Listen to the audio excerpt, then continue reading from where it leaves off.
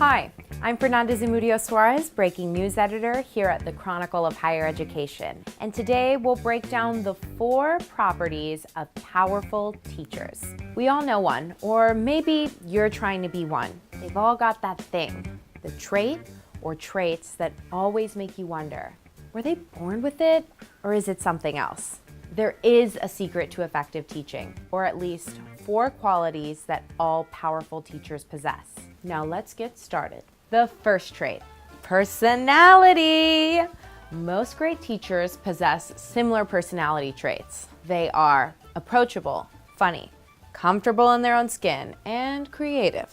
You don't have to have all of these traits to be a good teacher, but the more you can develop or refine these traits, the more effective you can be. For example, maybe not all of your jokes land, but you can work on not taking yourself too seriously in the classroom. Trait 2, presence. When you're the focal point of dozens or hundreds of people, presence helps you appear at ease. Stay in the moment, interact with students, and notice them during class. Don't just stick to the script. Trait 3, preparation.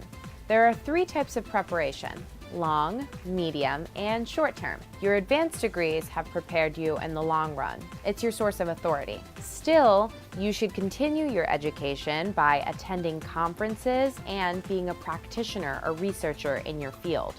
In the short term, be as prepared as possible for the classroom. That means reviewing notes before class and assessing your classroom strategies, and being familiar enough with your subject matter to talk about it off the cuff.